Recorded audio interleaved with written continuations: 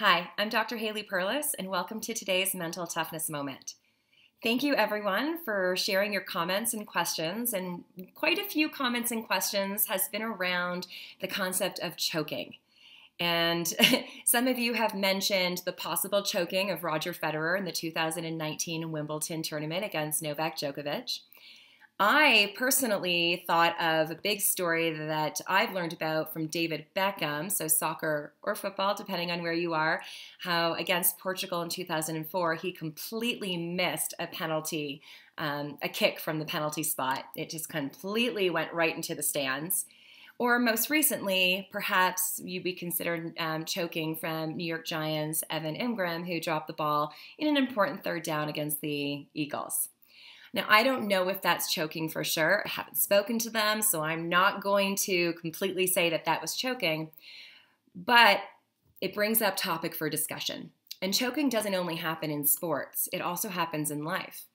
Have you ever done something that is completely out of character from a performance standpoint? I've heard stories about people leaving computers, at the airport, or completely blanking on a presentation.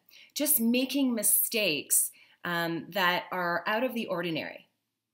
Well, let me tell you what choking is. Choking is a rapid decline in performance. Doing something, making a mistake that's really out of character. And it's because of extreme anxiety. And that anxiety usually is around fear. Fear of poor performance, fear of getting injured, fear of the unknown, fear of shame. It doesn't matter what it is. So one more time, choking is a rapid decline in performance, not just for sport, but also in life. Doing something, making a mistake that is so out of character, unlike you, or you haven't done in so long. And it's because of extreme anxiety. The mind goes on freeze, the muscles tense up, and then performance suffers. So what can we do about it? I have 3 steps for you. Step number 1 is accept anxiety, accept the fear. It's not about pushing it away. It's not about suppressing it. That's the beach ball method.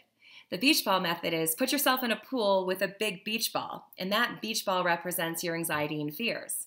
Well, if you try to suppress it, if you try to submerge it under the water, who's going to win that battle? The beach ball every single time. Eventually, it is going to pop up with vengeance, cause you to choke, cause you to have debilitating performances.